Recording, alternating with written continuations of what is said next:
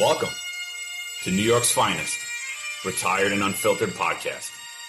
The mission of this podcast is to explore the life and experiences of those who at one time held a front row ticket to the greatest show on earth, policing the streets of New York City.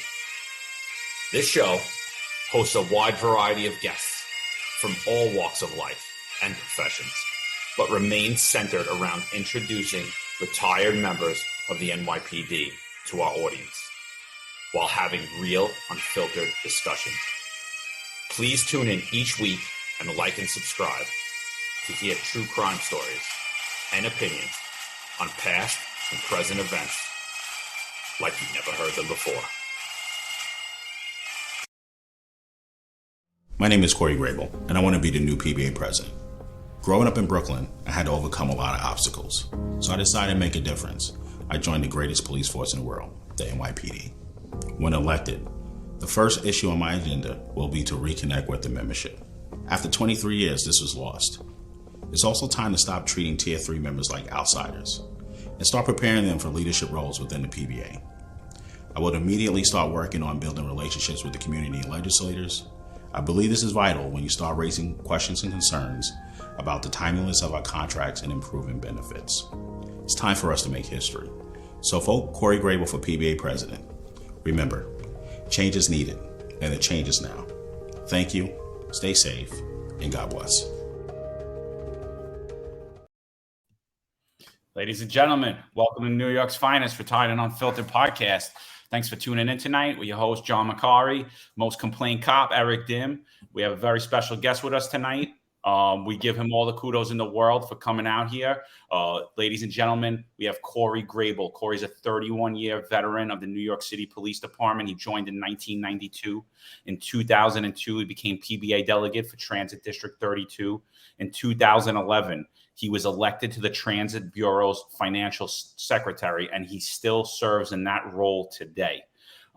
Corey's currently now running for PBA president for the NYC, the largest police benevolent association across the country. He's running for president. He's running against longstanding member Patrick Lynch. Corey, we'd like to welcome you to the show. We thank you for taking the time out of your busy schedule. Thank you for joining us tonight, my friend. Well, I thank you all, gentlemen.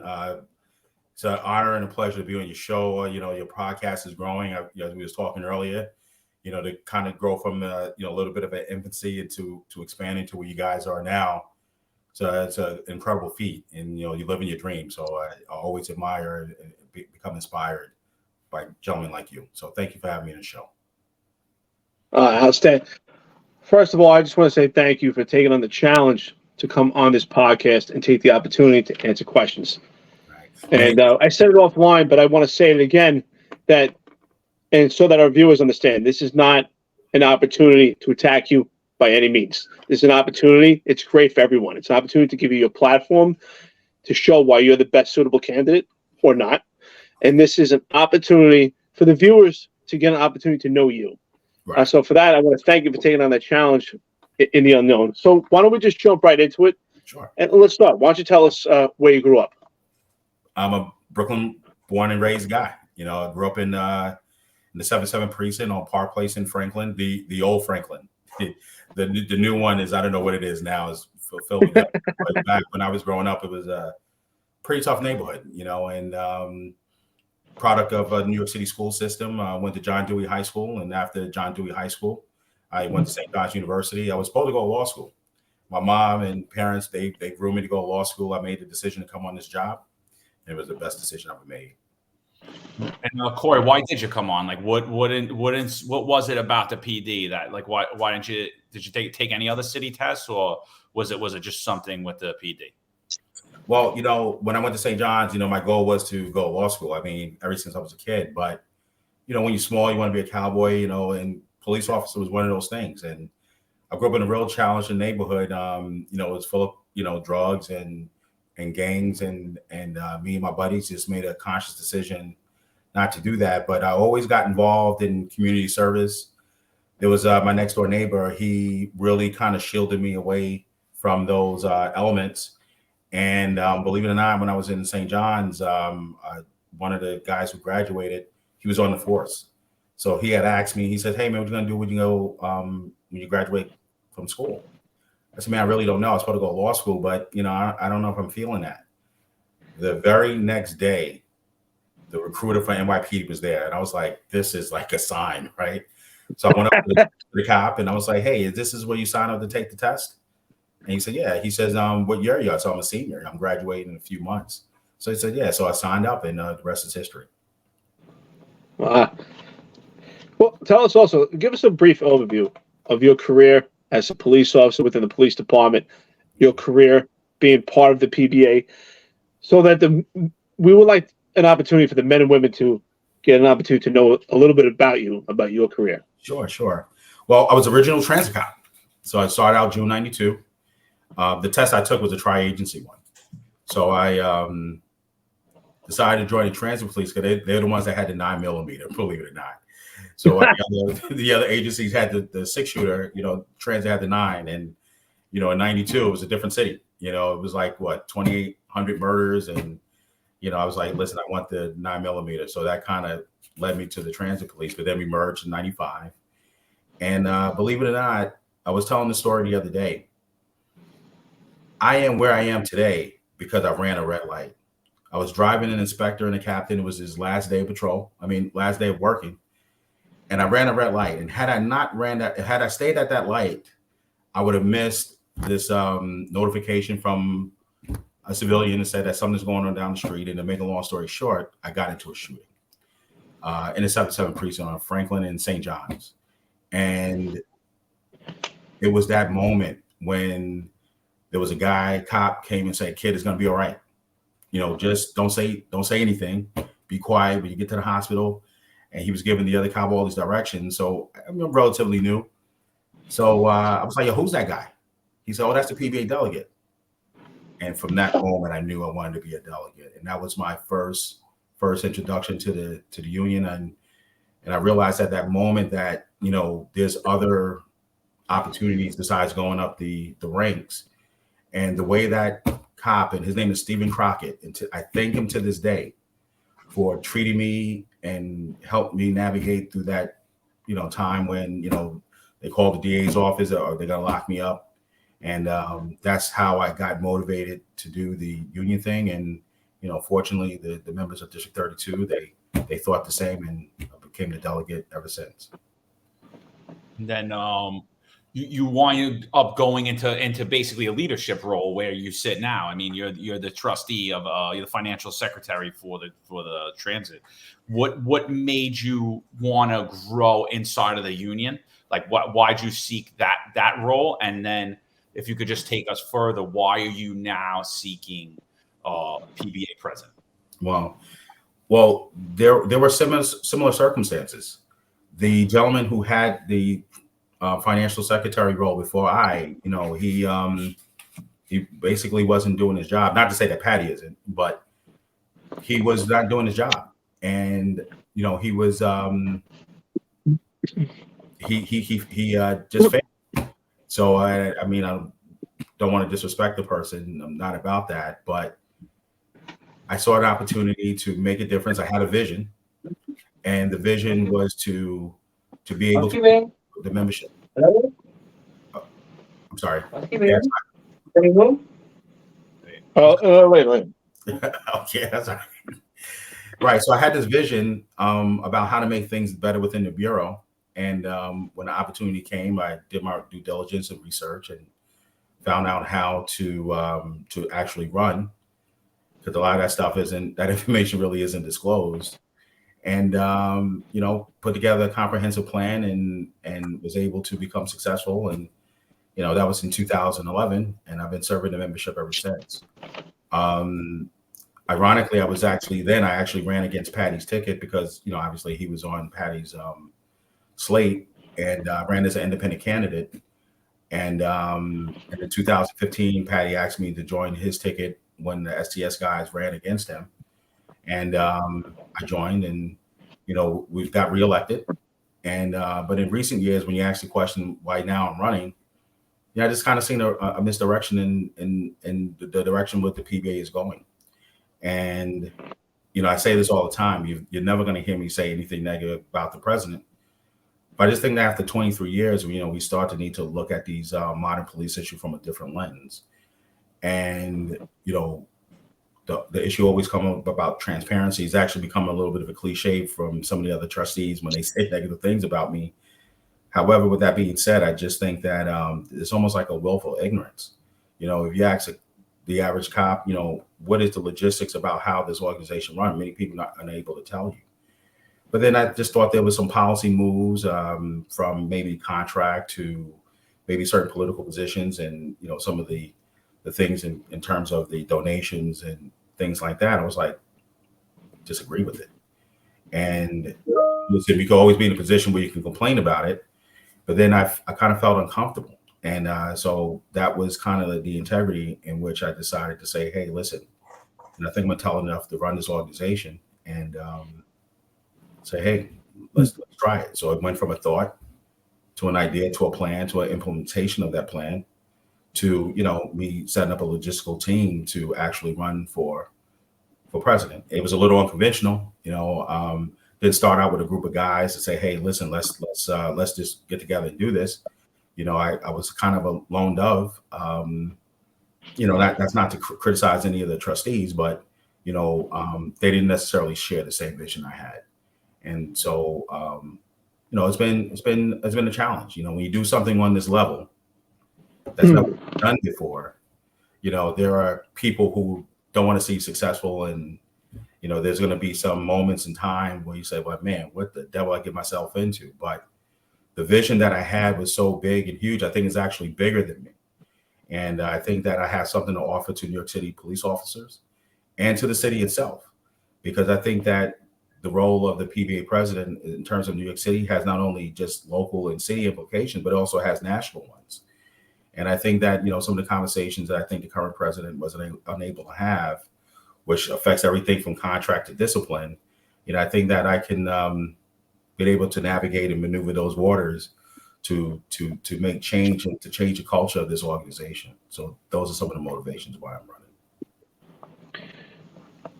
It's very interesting to hear some of the stuff you're saying, and I really appreciate it. So we bring it back to 1992. That's when you said you got on the job, right? Yep. I mean, June 92. Right. So throughout the history of your career and just through time, things have evolved and things are changing. Oh, and here we are, present day, right? I always talk about that. You look at the cop in 1950s, there's John Smith, what he was wearing compared to the cop now. Time it evolves, things change. So that's why it's so important with your campaign now. What do you feel are the needs of the cops in present day? Because they change along the way as we go. And you said your vision. So what do you feel are the needs of the cops in present day as we speak? Right. And that's a great question. I think that when you talk about history, many of the guys and women who've been on the job long enough generationally came after our parents, who maybe came after the baby boom generation and the Great Depression and that kind of areas where the only concern that you had was to get a steady civil service job with a pension, and that's it. Nothing else matters. But I think over time, this generation of youngsters and young men and women that are on the job now, they don't necessarily share that same idea. And from talking to the members, these quality of life issues are almost as important as pay. And obviously, listen, we got to pay our bills. It's very expensive to live not only in New York, but in just everywhere. But I think that we've gotten away with some of those kind of quality of life, those kind of services where, one of the things on my platform is that, I want to create a financial literacy program for police officers. We come on this job to make money, but when you start looking at the opportunities to be able to transfer wealth from one generation to the next, most of us, I can speak for myself anyway, we come from backgrounds where the only thing I knew about investing is that you better get an insurance policy so when you die, no one have to beg for money to bury you. But I think that when you look at some of the challenges from a financial standpoint, we need to be able to deliver these services that cops can understand how to invest their money and position themselves that when they decide to leave here, they can understand how wealth works, how money works, and begin to make prudent decisions about how to position themselves to be able to have choices, financial freedom when they leave here. So these are the kind of services that I want to implement. Mental health is a big thing right now. And I think that these kind of programs could be initiated by this organization. We kind of do it for other things. We give services for, say, getting a mortgage. But some of the other services that I don't want to say take for granted or think they exist, but for example, with mental health, we've seen over the last few months and over the years how officers have been struggling with that stuff. And from talking to different financial people, you find that one of the things that contribute to those stresses is financial and relationship stuff.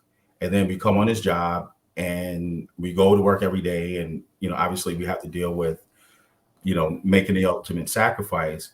But sometimes these notions of making sure that a person that come on this job is mentally okay.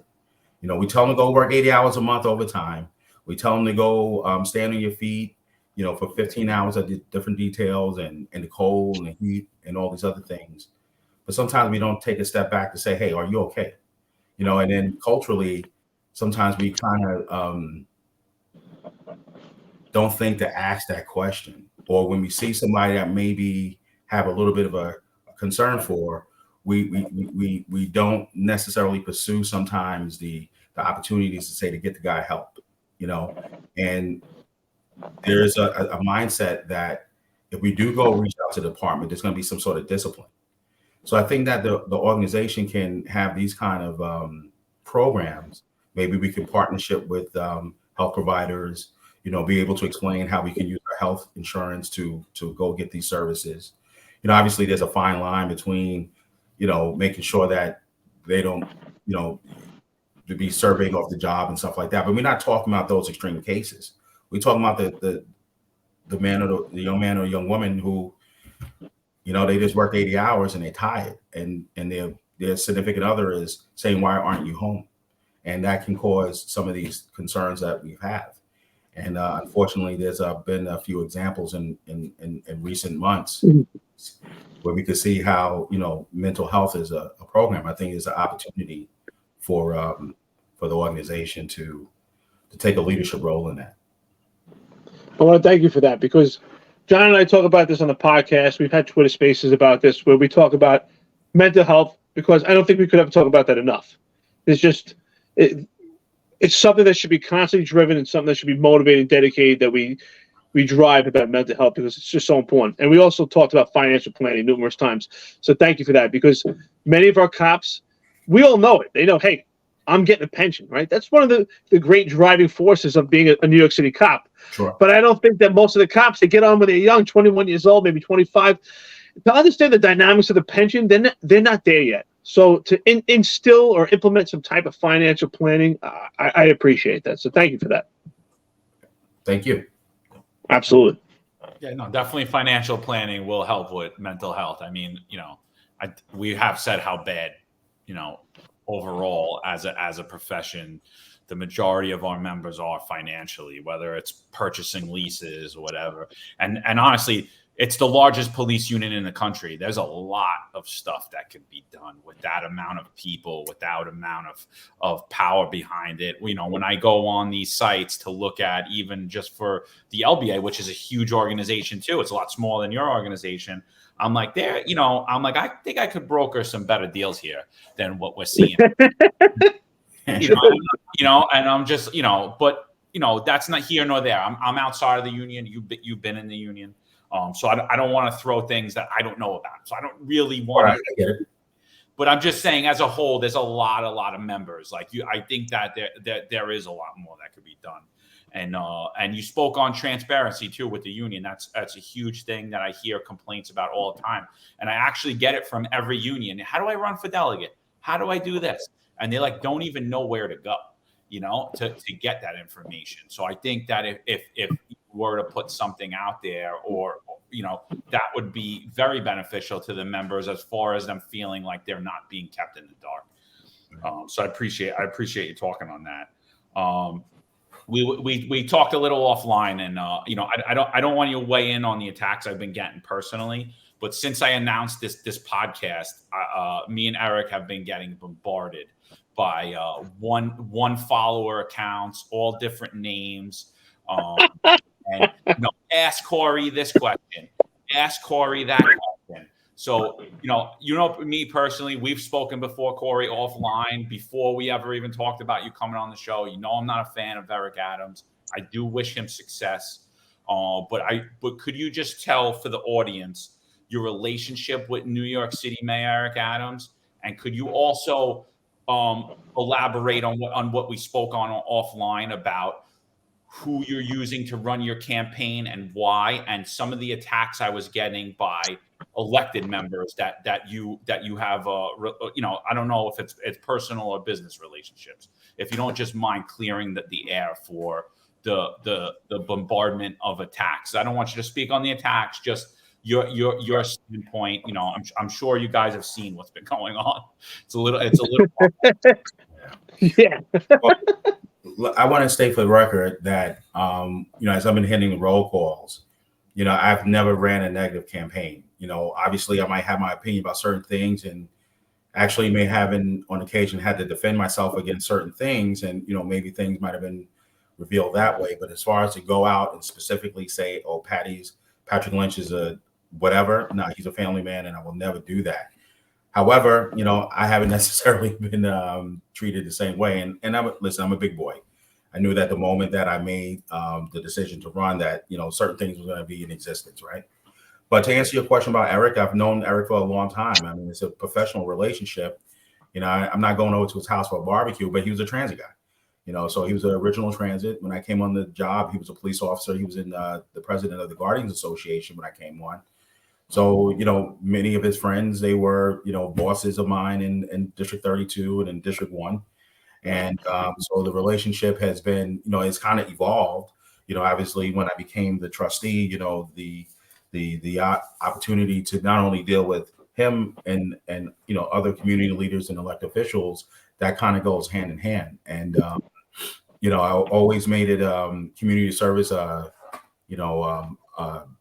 mantra of mine. And so as a result of those things, you get a chance to meet some of these elected officials. And listen, Eric's a politician. He used to be a police officer, but now he's the mayor of the biggest city in the United States. So with that comes the politics. So, sometimes people try to portray as he and I as friends, and I think that's a mischaracterization, but I do have respect for him as a person. Don't always agree with him, obviously. And so many things that, you and I spoke about, I have concerns with him as well.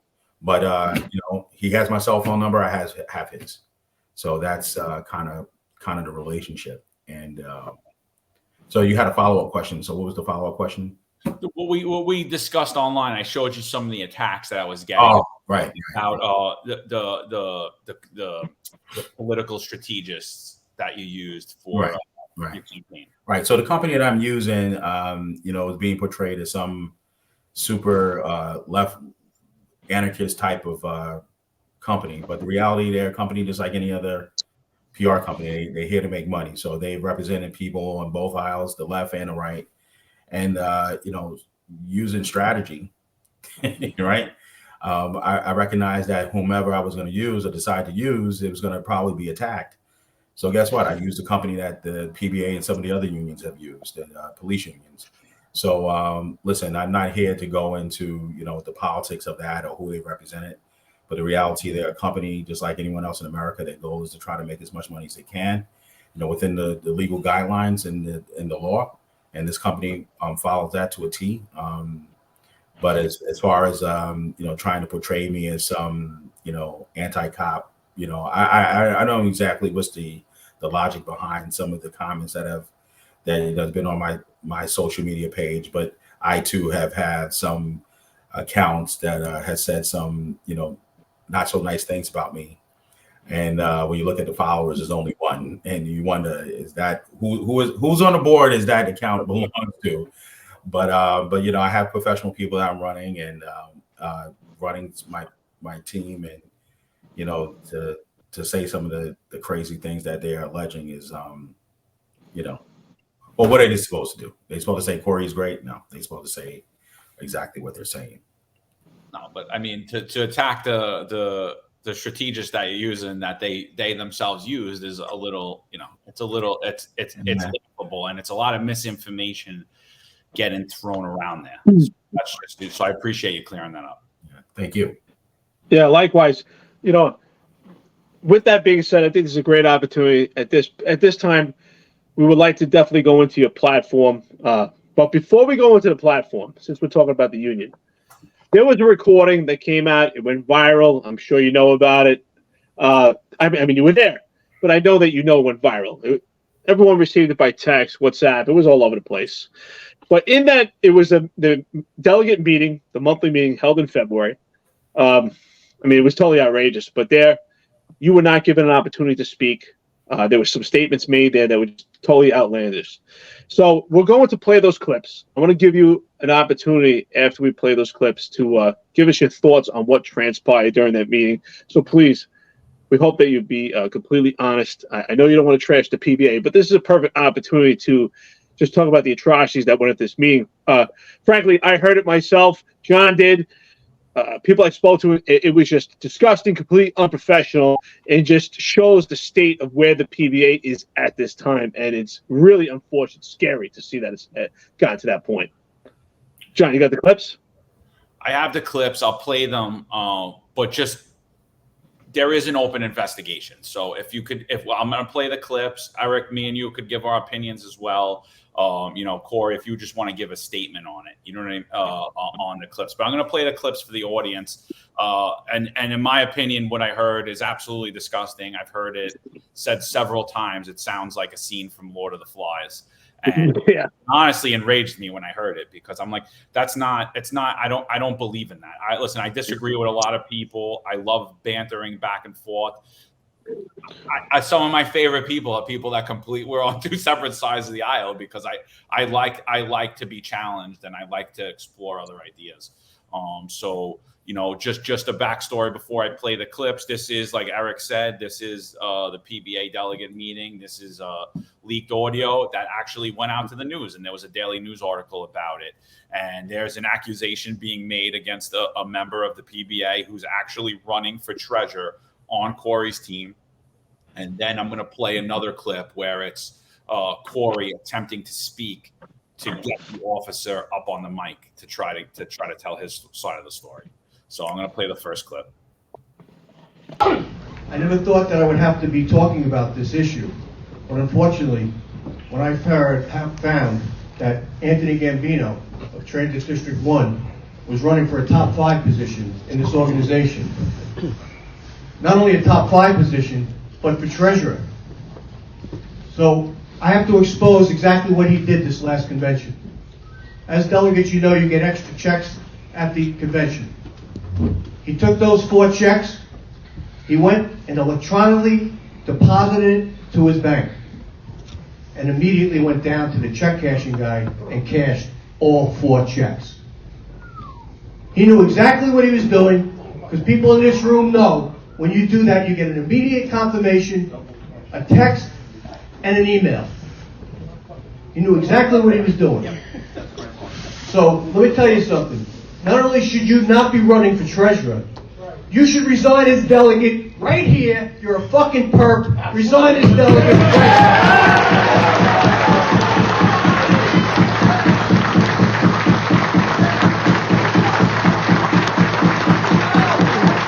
This is Court Grable, Transit Bureau Financial Secretary. Who the fuck are you? Let him talk! What do you surround yourself with? Let him talk, not you! Let him talk! And that's all I ask. Just give an opportunity for him to justify what happened. There's nothing to justify. Why'd you wait 6 months?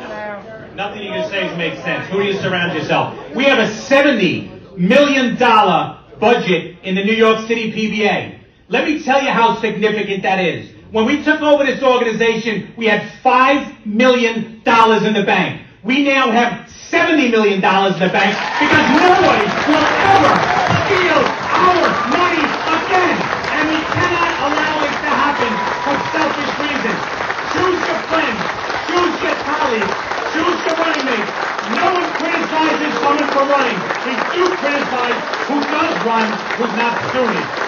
Never.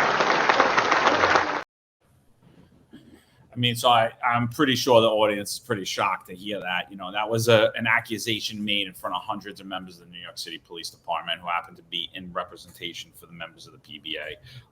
In my opinion, it was the exact wrong time to do that. Corey, would like to ask you what your thoughts are on that. Okay, well, I'll start off by the, it's really difficult to comment on because it's a pending IB investigation. So out of respect for that, the statement I will give is that if a crime had it committed, it should have been investigated last year, September in 2022. And the investigation will reveal that. But as far as the meeting itself, I mean, the audio and the behavior speaks for itself. Pat Lynch created a mob-like atmosphere and created a dynamic that someone could have gotten hurt. When I first became a delegate, the meetings were like this. And to see a return of this unprofessional behavior, it was a really sad day for the PBA. But here's the thing. On a macro level, this brand of leadership, it does a couple of things. One, it's a statement to the delegate body and to the membership that you better stay in your place. That you better stay in your place. And if you don't, you're going to be retaliated against. If you go against the president, God help you. But on another level, what it does is it validates the negative perception that policymakers in the city and leaders in the city already have of Pat Lynch. And it doesn't help New York City police officers. Pat Lynch should have had the foresight to know that this audio was going to be released. City leaders, community leaders, police officers. More importantly, police officers are going to hear this video. And, to my delight, after this video was, like you mentioned, went viral, so many people have reached out to me in support, and including yourself. And a lot of people said the same thing, that it was disgusting. And this coming from the whole department. And, obviously some, people from the community also reach out to me and say, Corey, this wasn't right. And Pat Lynch kind of actually put the organization in from a liability standpoint, because God forbid if someone got hurt. And, I don't want to, because of the investigation, I don't want to elaborate exactly what went on in that meeting. But I will say that, some of these guys that was shouting and screaming, man, they were parents, they were husbands.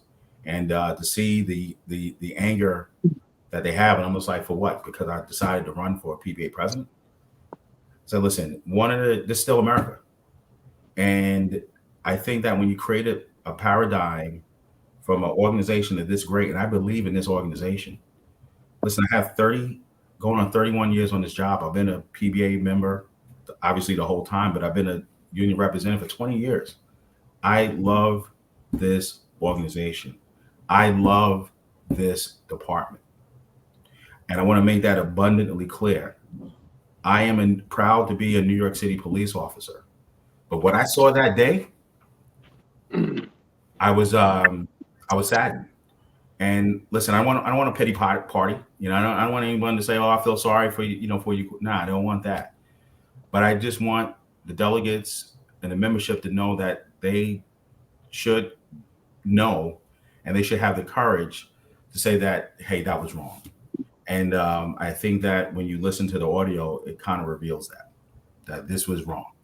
And I lost a little bit of respect for Pat Lynch after this. I'd like to say this. This is my analysis of that video. For one, I'm going to say this. There's several components that I believe in this. For one, I believe that Pat Lynch wanted that video to leak. He knows that everyone's listening and everyone's watching. So I believe there's a big part of him that wanted that video leaked. Why? Because it sends a message. You are either with us or you're against us. Now, that's a problem. The problem has become, well, you're either with Pat Lynch and his crew or you're not. But Pat Lynch and his crew were supposed people. The people are the cops. You're supposed to represent and work for them. They're not supposed to work for you. And we lost that ideology. And I don't want to put you in an uncomfortable position, but it's the reality. You said that you didn't want anyone to get hurt. So John and I are pretty confident that something happened there, probably some physical altercation or maybe even more. It's completely unprofessional. And that's what John's talking about.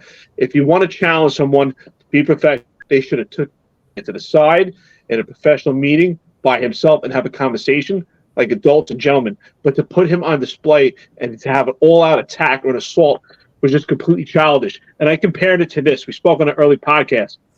If you ever saw the movie called The Accused in the 80s, I don't know if you saw it, but it was, anyway, the basis of the movie is that a woman gets raped in a bar and she's held down to a pinball machine, and the men that raped her were coached, and they were applauded by other men that were watching and clapping.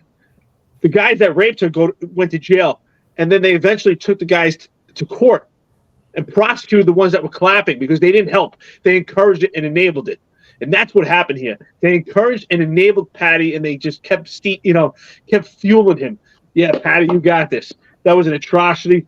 They work for the people. That's not the way it should be. Right. Well, I'll respond by simply saying, yeah, it was orchestrated. Some of the elements in audio you're not going to just be able to really see or hear, right? So as I'm speaking, they cut the mic down. Listen, it is what it is when it comes to that. But one of the other concerns that I have is the fact that it's about choice. We should have a situation in any election, right, that the members should have choice. But we represent members that are, sometimes accused of some very, very serious things. And we afford them the opportunity for due process, right? And unfortunately, this young man who obviously the things that were said about him didn't have due process. We can have a court of public opinion when only one side is told and the other doesn't afford the opportunity to do it. But in a situation where it's something that the allegation is of this seriousness, it should have been done in a little bit more of a formal private setting before it got even released to the delegate body. And if it did to the delegate body, it should not have been done in that forum where everything was stacked against him and he wasn't afforded opportunity to speak. And if you heard the audio in its entirety, John Puglisi is threatening him, "Oh, be careful! It's a public forum. You can incriminate yourself." And the reality is, what DA is going to take this case that's 7 months old, 6 months old? I mean, it's actually ludicrous. But again, some of the things as far as the elements of the actual allegation, I'm not going to comment on. But again, this young man wasn't afforded the due process, and more importantly, I think it was a larger statement, in my opinion, to kind of let the delegate body know that, hey, listen, this can happen to you as well. So be careful, like what you alluded to, the side that you choose. But the reality is, in my opinion, and maybe it's my naivety, but I still believe in this organization. I do believe that this is one of the greatest unions in the world, and I want to be able to be in a position come May when the ballots go out for people to have choice. Listen, there are going to be people to possibly vote for Pat Lynch, if he runs. The reality is him and quite a few members of the board is not going to even be here to finish the term. But that's still based on the bylaws. That's still their choice. But the reality is, all I am asking for, and I've always maintained this, is to have fair elections where people are not coerced, people are not being threatened or intimidated to not execute or exercise their choice. So I think that this video, listen, I'm not going to speculate on what was the intent of Pat Lynch or the other board members. However, I do have a feeling that, they did want this video released, and it was aimed to, kind of discredit myself and this young man. But listen, this guy's a military guy. He served his country. Again, he's an honest person. and that's pretty much all I'm going to say to avoid tainting the investigation in fact it becomes one. Absolutely. No, I appreciate that. I just want to give my thoughts on it too, just because I've been getting a lot of messages, a lot of negative messages, because there's a lot of misinformation out of there. You know, a lot of people, like, I'm getting messages that look at this fucking perp all day long about, and I said, well, you know, and I can't respond to everybody, so I'm just going to respond here. And my thing is, here's a member of Tier 3, former Marine. He is a huge threat to the PBA leadership. If this kid gets into a position of power, if Corey wins the election, if this kid wins the election, he is potentially the next PBA president after your term's out, right? Like once you age off this job, he will be. I believe he's a big threat, and I believe that there was no leadership exhibited by Patrick Lynch in that meeting. He set the tone for the meeting. His mic had full volume. Your mic was getting cut down. He could have set the tone if he would have told them to shut up. We're police officers, right? When we're told something, we stop. You know what I mean? He could have laid that down. You could have had the opportunity to speak. The former Marine, Anthony, couldn't have the opportunity to speak. They were not afforded that. And my biggest issue of all is, we're here. The organization is not overwhelmingly, the mission of the organization is to represent cops in labor disputes and represent cops in disputes or in incidents that unfortunately we have on this job. And the leadership created an issue for this young man. If that was an issue in September, it should have been addressed in September. And the fact that it wasn't, and it was done at a meeting in front of hundreds of people for political gain, really makes me question the integrity of the allegation and the integrity of the members too. Because if they were either they were silent about wrongdoing and they didn't care because someone wasn't running about them, or they could just completely lying. They weren't worried about it in September, and now they're making an issue about it. And they're lying in that way. So again, I question the integrity. I think it was very unprofessional. I think Pat Lynch owes everybody an apology. I think he owes the PBA members an apology. And you know, here's just one. And then Eric, if you don't mind asking the next question, but here's just one more for you. Me and Eric have spoke about this offline. We believe that those meetings should be made public to the membership, not to us. Not for everybody to hear, not for the Daily News, not for us to talk about on the New York's Finest Retired Unfiltered podcast. Something you would explore is giving those audios over to the membership of the PBA. Well, listen, I do think that there needs to be a cultural shift in terms of the mindset, in terms of how things are being done. You know, one of the reasons why I pursued Anthony, because of the fact that, you know, he was a family man. He was a Marine. You know, he served his country, and he was his maturity and intelligence is definitely there. You know, he's more than qualified. Yeah, he met the criteria for the position. But more importantly, I think that obviously the contract is the number one issue right now, right? Because of the time and everything else. And I know that I'm not going to go too much into. I don't want to beat you to the question. However, we have to start looking at this organization, start positioning it for not just for this contract, but for 5-10 years from now. Listen, Patty's not going to be here forever. I mean, that's long been established. John Puglisi is not going to be here. Danny Torelli's not going to be here. These guys are, you know, towards not only the end of their, you know, they're at the end of their career in terms of age-wise, right? They're going to be, you know, aging out shortly. So I always thought that the organization should start preparing the next generation of cops to start pursuing these things. You know, everybody's not going to be in a bad situation where the delegate really helped them out, but the organization should start preparing the new cops to understand how this PBA process works, and we haven't. We've done a very poor job with that. You know, actually last time when we had a Tier 3 pension seminar. And, you know, obviously there's some issues like COVID and stuff like that. But but the shift in the mindset to start looking at these things are important.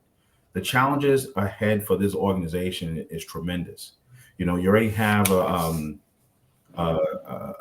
people in the community, in the city and across the country that views unions as the evil, something evil. And again, something like this kind of validates those perceptions. But we're not really like that. There's hardworking men and women in these unions, and I actually pray for these guys that had that was engaged in this kind of behavior the other day. But I think it was just a reminder of, listen, this union has some problems, and if anyone doesn't see that, then, obviously this is my opinion, but if anyone doesn't see that, then I think they're sadly mistaken. But we have to start, thinking about this union 10 years from now, because these challenges and these issues are not going away. They're only going to increase. And when you start looking at the fact that something like this can influence contract talks, it can influence the disciplinary matrix. It can aid. My favorite. See how these cops, as I told you, they doing it to themselves. Look what they do. Just imagine what they doing to these kids in the street. And that's some of the things that I push back. John Puglisi came into my office one day and said, hey, listen, Corey, I just want you to let you know that it's business moving forward. I said, John, when has it ever been business? I said, I won my election. I said, no one gave me shit. Excuse me. No one gave me anything. And I said, it's always been about business for me. I said, I'm one of the few trustees that when I go to these events and they find out who I am, they call you Nazis. They call you guys racists. And I'm, for the last 11 years, and I've been defending you guys wholeheartedly. And I still will, because I don't think that you're racists. I might think you something else, but the reality is I've always been about business. I'm conducting this election with integrity, and I'm doing everything the right way. It's unfortunate this was a little bit of a bump in the road, but hey, that's just life. It's not feeling sorry. What do you do moving forward?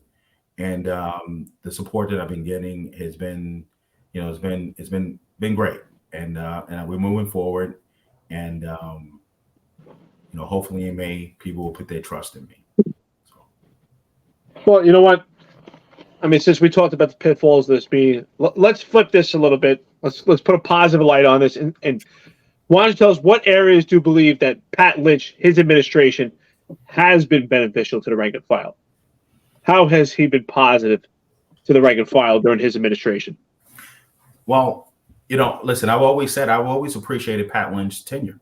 I've said that on my press conference. I've said it at the roll calls. I appreciate Pat Lynch for what he did for the organization. I just think that after 23 and a half years, the organization is kind of stuck right now. So I think that is well documented, some of the things he did with some of the salaries. But I think that right now, we like that fly trying to get through the window right now.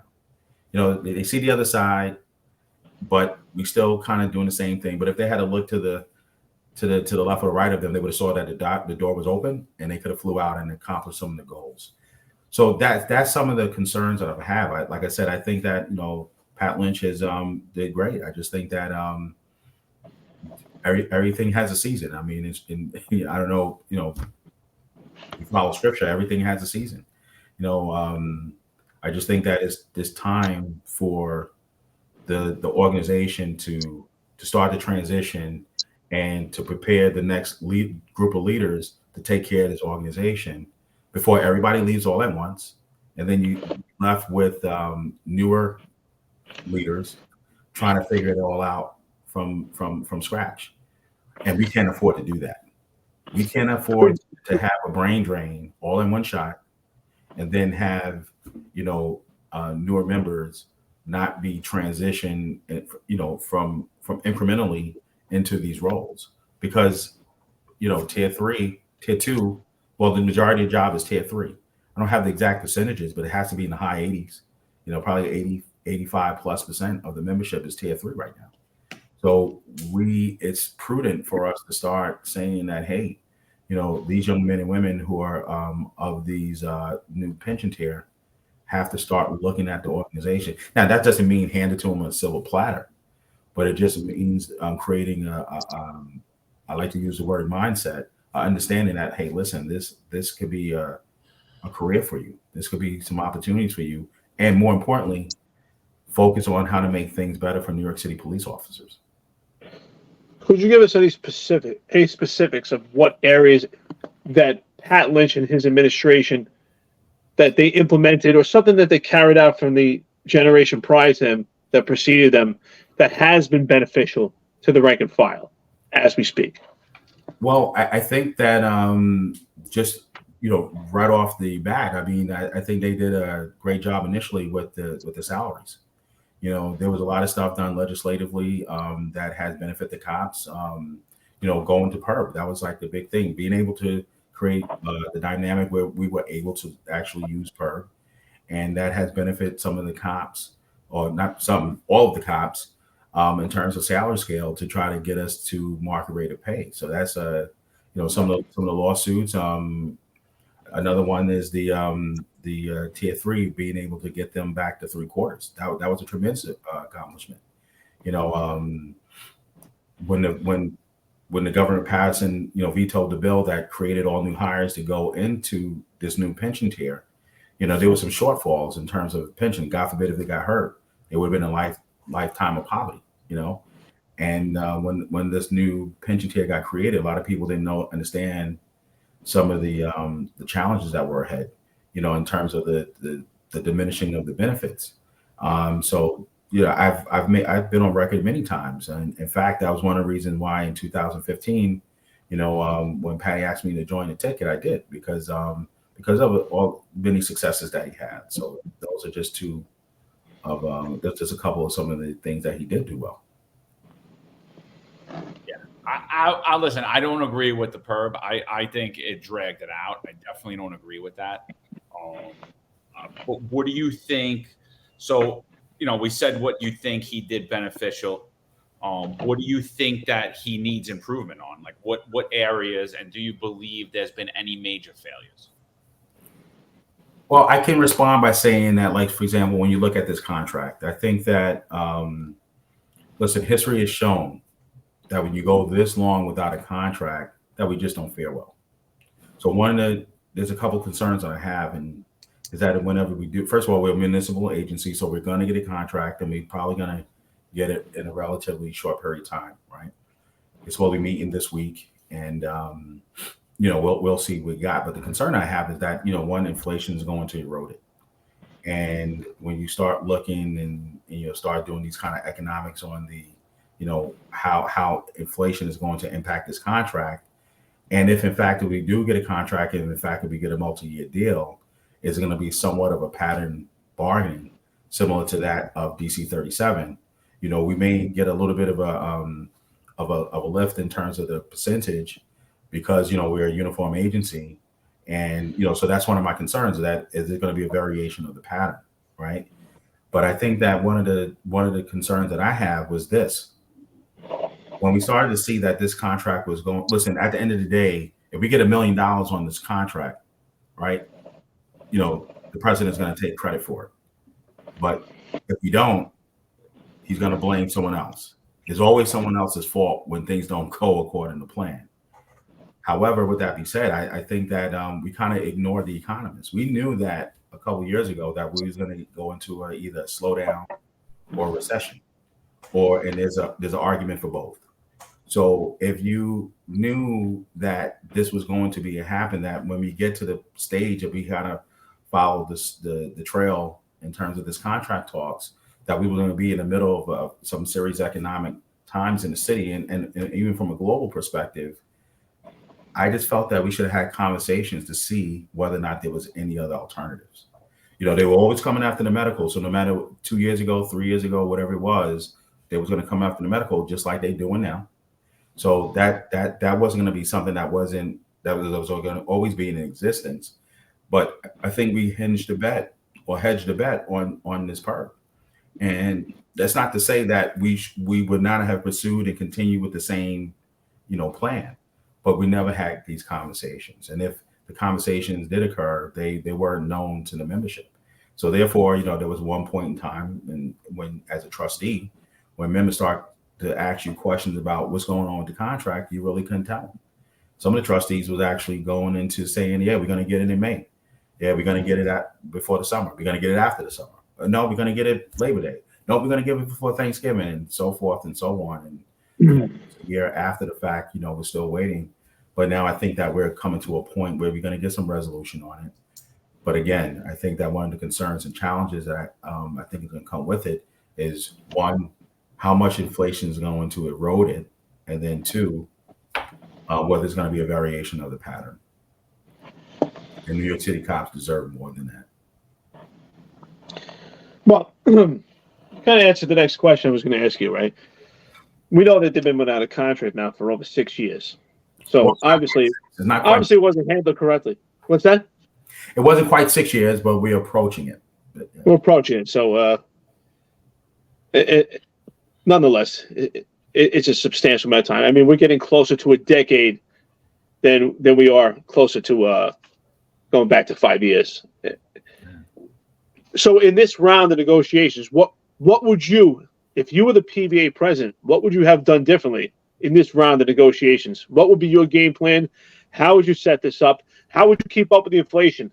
John and I have made this argument, and we're talking about compound interest that's being lost throughout this throughout the years as it goes on. And I agree with you, inflation, and we just can't keep up.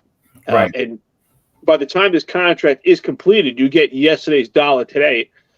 So what do you think you would have done differently? How would you set the tone, and where do you see is the importance of going with this contract? John talks about it many times. Sometimes you have to take a zero. What do you think about that? Well, I don't think we should ever take a zero. However, to John's point, I was accused of saying that I want to take a zero, right? But when you look at some of the contracts that did take a zero, one of the things that you can deduce if you look at the economics, and this is strictly economics, when you take a zero, say for example, for 3 months, and I think that's what the sergeant's contract did, right? That money does get compounded. So I think that if I was the president, I would have looked at these contracts from a little bit more of a holistic standpoint, meaning that you have to look at every aspect of a cop's life when approaching these contracts, right? So what I mean by that is simple. If you were to, let's face it, hopefully we get retro, right? So if we get the retro, many members are going to be in position to buy a home. But right now, today, if you buy a home, you're looking at it, 7% interest rate versus 8 months ago, you might have been looking at it 3%. So then how valuable is your dollar now if we are faced with some of these circumstances of rent going up and things of these sorts? So the first thing I would have did was I would have listened to the economists. And from that standpoint, if you know that you are going to be faced with a detrimental situation of having, for example, the inflation erode the contracts, then the goal is to see how you can get contracts done in a timely manner without these long stretch outs. And I think that we've been guilty of having these long stretch outs. So when you look at some of the other agencies, MTA, Suffolk, Nassau, and you look at their contracts and you look at the percentages they got, they didn't get 20% raises, they didn't get 15% raises, but they got these raises incrementally over a short period of time without having to wait. Now here's where my opinion comes in. I think Patty, through a number of different political moves and maybe in personality, people who make these policy decisions in terms of contract and anything else, they're not really dealing with it. And I think that that has hurt the cops. So I think that we had to kind of reestablish some of these relationships. And, because I think that when you start having these conversations with some of these community leaders and these policymakers, there's a real big misperception about the PBA. And the audio that you heard is kind of the perception that they have. These things, I believe, hurt cops. Not only do they hurt police officers, but they hurt the department in general. Many people think that the PBA actually make policies for the department. And then when you start to explain that sometimes the relationship is a little bit more of an adversarial one, they're surprised about that. So I think that in terms of if I was president, I would, like I said, I would ignore I would not ignore the evidence of the economics. But I think that we have to kind of start reevaluating the strategies of when you go to PERB, you know that these stretch outs is going to be 4 or 5 years sometimes. And we have to kind of figure out a way of how to get these contracts done in a timely basis without having these stretch outs. Because you can go back to 95, the elements were there. We went a long time without a stretch out and we got zeros. And again, history shows that when you go this long without these contracts, to settle a contract, things just don't go right. So that's one of the first things that I would do. It was like, listen, and we have to get together. And that's where having a diversity of ideas is very, very important. And there's a lot of talent on this job. When you look at this department, even among the trustee and the board, there is a lot of smart guys and smart women on this job that we can figure this out. But when you come from one vantage point and you do not deviate from that vantage point, you're going to have problems, especially when you start, like I alluded to a little earlier, this union and unions in general are under attack. But we have to be in a position where we have to look at the evidence, look at the economics, and then start making prudent decisions from that standpoint versus, we're not going to take a zero. Even if we go 8 years, we're not going to take a zero. And that's not necessarily is a definable success by just not getting a zero. Yeah, and that's what I mean. Like, listen, hindsight's 20/20, right? And Sure. So like, I'm not saying that, I would have did this and I would have did that. I'm just saying, like, looking back on these last 6 years, I think it was the exact wrong move. I don't fault Pat Lynch for wanting to get more for members, though. I mean, that's his job, right? To do that. But Absolutely. I do believe those 3 months of zeros were way more valuable than the 6 years we've lost. And that was always my argument. And I don't think that they understand that when I'm talking about that on social media. I'm not really attacking them. I'm just saying the economics of it. Now it's it turned out to be a bad thing. Like, and just admit it. Right. And I think going forward, like you said, that's the way to go. And I do believe that's why with the disparity now between pay and other agencies in New York is so great, because exactly like you said, they're taking these small numbers, boom, boom, but they're always up to date and we're always out of date and Right. we're always going to PERB. And I think it's a horrible strategy. And I think that it affected all of us. Right. Well, I'll defend Patty on this. It could be political suicide if you say, hey, let's take a zero. You know what I'm saying? That's just the reality. But I think that it starts with the education, and hence, going back to the financial literacy thing, some understanding how economics work and how money is compounded, and how, when you look at just in terms of your personal, we do things in our personal investments, right? We look at deferred comp. We invest every 2 weeks into deferred comp, and whether the market is up and down, we're making these investments. Obviously when the market is up, we're making a smaller contribution, but the market is low, we're making a bigger one. But the goal is to have these things compounded as often and as frequent as you can. That's how your money grow. But that's more of an education. And again, in defense of the president, he's in a catch-22, because remember when he came into office, his platform was based on the fact that we had those zeros. So in 95, so from 95 to 99, he ran. We went through Phil Caruso, Lou Matarazzo, Doc Savage, and then he came. So we went in 4 years. We went through, 4 years. We went through 4 PBA presidents, and that was a direct result of the fact that Phil Caruso took those zeros. So I can understand Patty's position or reluctancy to look at contracts in another vein, but you still have to, no matter what you do, you have to look at the economics and the reality of the economics. Are we going to get a 10% raise or 12% raise that we rightfully deserve? When you look at the city, right? You look at the city, when 32 first opened on Carroll and Franklin, from when we moved from the subway station, there was a crack house right across the street. People sticking their fingers through the cinder block. And then now today, there's a condo. New York City police officers is responsible for the growth and the development in this city. Nothing against school lunch cafeteria workers or the PAs in the command, but it was the cop on the street, the man and woman on the subway platform, and these housing developments and these patrol cars was the entity that took this city back and made it grow, right? And we should be compensated for that. But the city is fighting us. So when you have these kind of dynamics that existing at the same time, where we deserve more, right? And at the same time, the city is fighting us. We have to create an economic strategy and approach to dealing with these contracts. And that goal is to get these contracts on a timely basis. And when the economics suggest that you make a decision that might be unpopular, as a leader, you have to have the courage to say, well, listen, right now, because of the economics, we have to see if there's another alternative. And I'm stating to you all that I don't think we did that. If we had these conversations and had the experts say, well, hey, listen, it's smart to go according to plan, then by all means, if we collectively came to that conclusion, then we should have done it. But we didn't do that. I agree with you. I like what you're saying. And I think that's where he faulted, is that he has to understand as a leader that things do evolve and they change. His platform, when he started, was to oppose the zeros that they had taken.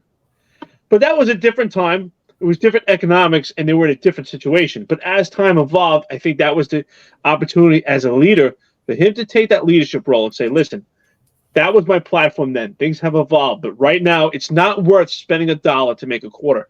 And I feel, unfortunately, that's what happens when we extend this amount of time. We spend all this time in PERB to get a raise to not get a zero, which ultimately we may end up losing some things with medical or health and welfare, whatever the case is. Sometimes I feel we spend $1 to make a quarter. And sometimes, like John said, to get a zero for 3 months to keep you on par may be worth it. So it's the inch game, to constantly just get little increments to stay with the course. Once you elapse too much time at this point, you lose that compound interest. You can never get back. It's just irreplaceable. And it's going to take years to get back to a point that they could be on par with someone else or just be, a livable standards in New York City. And like you said, they're going to get money now to want to buy a house, but that's money that could have been in their pension. And again, they're behind the 8 balls. Most of our cops, I'm going to assume, probably have credit card debt right now. They might be behind in their mortgages because it's just not enough. And I know I worked in the South Bronx, and how did everybody keep up? Well, they start looking at houses in Westchester. Obviously, where you go to Rockland after that. It's just too expensive. And then as you're in Rockland, the realtor takes them to Orange County. And these cops live so far around Orange County, they're almost in Pennsylvania. So it's already taxing on them. The amount of time that it takes them to get to work, to commute, it's exhausting. Right. And that's what happens to most of these cops. It's unfortunate. Yeah, and to your point, they're supposed to be coming up with the new tours. And I think they started with the Bronx first because they said that cops in the Bronx have the longest commute. So, obviously the experiment had to be done on them first. But you brought up an interesting point. Not only you're not compounding the interest on your pension, right? But there's other lost investment opportunities. Like I said, deferred comp is obviously the one that we're most familiar with. How much money did we actually lose because you didn't put that extra $30, $40, depending on what your contribution percentage is. How much money did we lose over a 20-year period? So these are kind of the mindset that when we go into these contracts that we have to think about. We can't just look at compartmentalize the contract as an entity by itself. There's cops that are complaining about the fact that they struggling with childcare. They can't afford it anymore. They're working all this hour overtime. And childcare issues become important. This is why one of the things that I'm really passionate about is that we now have to focus on these quality of life issues. These quality of life issues, I can't even tell you how many times members has come to us and myself. They're saying that, listen, I just want to be home with my family. I want to take my kid to his basketball game. These are the things that the organization have, and it's not all the organization's fault. So I want to make that very clear. But from a mindset point of view, I think that we so focused on the contract by itself, independently by itself, that sometimes by default, these other things kind of don't get the attention that it deserves.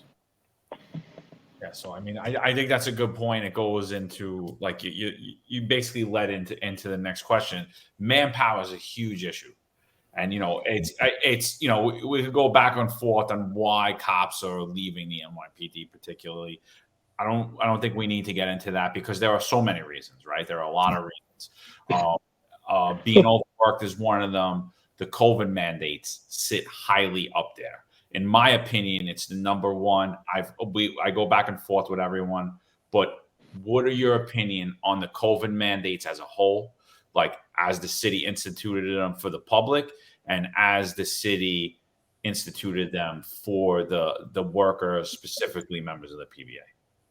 Well, I was always, poor choice. Many of the members, listen, I have two guys on the team, including Anthony. They were anti-mandate people. So I think that the way I was assembling a team, it was a diversity of political opinions and diversity of these kind of social issues. But I think the mayor dropped the ball on this. I think there was an opportunity when he came into office. There was an out. I think that when you start looking at the percentages of people that was actually vaccinated, I thought that he had an opportunity to say, hey, listen, we got this amount of people. The science is dictating that this is not a threat. Cops are not as getting sick as they were in the beginning of this whole pandemic. And, but for whatever the reason, he didn't do it. Right. So, fortunately, a couple of weeks ago, he made it optional for current and future city employees. But then now, what do we do with the guys that left? Right. The ones that was forced out, these are the big concerns of the members. And, I've been getting calls for the last 2 weeks, especially of guys wanting to come back, because they realize some of the guys are realizing, and young ladies, when they realizing when they left the job, they weren't able to replace that income. Right. So as a result of that, some of them are making the conscious choice to come back for a myriad of reasons. And it's not a right or a wrong, but they coming back. And what is the city's response? He says no back pay. There's some conditions, and to Pat Lynch's credit, he did come out with a statement, said that these guys should come back. They should be made whole. But the question becomes, well, how do you make someone whole? How do you make someone whole when they sold their house because they saw that they was going to get terminated or, was going to be able to come back to the job for their personal reasons, whether it's just a plain or simple choice, whether it's, religious or whatever the reason. How do you make a guy whole when he just sold his house? Now, if he did have the money to buy a house, he's paying a 7% interest rate, right? 4 years ago when he bought it, he paid a 2.7 interest rate. So now he can't even afford buy that same house that he sold. So it's a very complex issue. But I do think that I advised a member today. I said, listen, man, if you're going to come back, fight this battle internally. But if you're going to try to wait to be made whole before you come back, I think you're doing yourself a disservice. Why? Because I don't even think that the costing of how much, I don't even think the city has an idea of the costing to even make these guys whole. So I think that when these guys come back, there might be an opportunity in the future to kind of reevaluate these discussions about compensating members. Listen, buying back the time is a big one because based on the current policy, I believe that if you come back, you're not going to be able to buy that time back. If you're tier 2, you can, but if you're tier 3, which a good percentage of these members who are coming back are tier 3, as of right now, they're unable to buy their time back. So, these are many of the questions and the concerns that I've had as a union rep, and as these complex issues, and there's more to come. There's probably questions, concerns about this policy. What if another super pandemic come about, right? They talk about all these things now. Is the same thing going to happen again? Or in 10 years, is this going to be another situation where these guys may be forced to make these kind of choices? But at the end of the day, I think the city got it wrong. I think from the former administration, and if there's a good thing, at least he lifted mandate. Is it a little too late? Obviously that's debatable, but at least he lifted. At least some guys are not, coming to work with the stress of wondering whether or not they're going to get fired. So sometimes you got to look to see the good and within the bad, or something that's optimistic or positive in a situation like this. But for the record, I mean, people say that I was telling them to go get the jab. I've never ever said that. First of all, it goes against my own beliefs. Just for the record, I did get the shot, but I suffer from really bad asthma from 9/11. And so I was very concerned, about my personal health, and I got the shot. But as far as telling people to go get the shot for the sake of getting it, no, I've never advised people on that. But politics are politics, and they're going to say whatever they're going to say about that. But I stand by that. I don't think that some of the members would have joined me if I had that policy, a belief that, hey, get the shot, get the jab. No one's really complaining about it. Most of the guys has got a shot anyway, so go get it. I never said that, and I want to make that very, very clear in this podcast. And I thank you both for affording me the opportunity to say that. Absolutely. I mean, Eric, if you don't mind, I just want to follow up with one thing. It's just. No, I figured I got a question, but I know this is your baby. I was like, go ahead, brother. So my take on the whole situation is he still hasn't lifted the mandate, right? I'm very happy for the members that actually are still there, and it took a long time to get through. So I'm very happy that those guys, specifically in all of the NYPD, not just and in the rest of the city, whoever was waiting, I'm very happy that they didn't have to make that decision. But I do feel that the offer to reapply is a slap in the face. The offer of no back pay is a slap in the face. I do believe people should be reinstated. It's my opinion the union should be fighting for that, to be full reinstated. And the option, you sold your house. Do you want to come back? Do you have to come back? Because there was a legal action on the part of New York City, and these court cases are proving that time and time again. And it was my contention, because I felt out on an island. I wasn't a member of the PBA. I was a member of the LBA. I felt out on an island by myself. I wasn't made aware of Article 78. I wasn't made aware of a lot of things, but I do believe that those were not personal issues. Now, I didn't hear this from the PBA, but I did hear this from my representatives, that this was a personal issue and I have to fight it on my own. I do believe the union should have stepped up, and not whether it was cost effective to file legally for each one, or to hold seminars about religious, about medical, or about filing a lawsuit. Because I do believe you don't even need, although I did file a religious and a medical exemption, I do believe that you don't even need an exemption, because it was contractually, the mandate violated our rights as employees as well. So how do you feel that the PBA handled the situation properly, or as best as they could, or could they have done anything else, or would you have done anything else? Well, I mean, I don't know how serious they thought this issue was going to be from the onset. I remember when I started getting calls from my members in the Transit Bureau, and I started hitting the commands, and man, I was getting kicked in the teeth with it wasn't directed at me, but the energy at which people were passionate about this vaccine. I mean, it was like wow, this is going to be a very, very, very important issue. So, from that regard, obviously that's debatable. Obviously I have my opinion that, maybe they didn't think that it was going to evolve to this. So then the question goes to what exactly could we have done? Could we have not done? For the most part, and if you had a crystal ball, you can always say, hey, we should have did this, we should have did that. These court cases are very expensive. As you know, I think I was talking to someone today actually, and she got reinstated. And I think she said that her attorney was something like $10,000.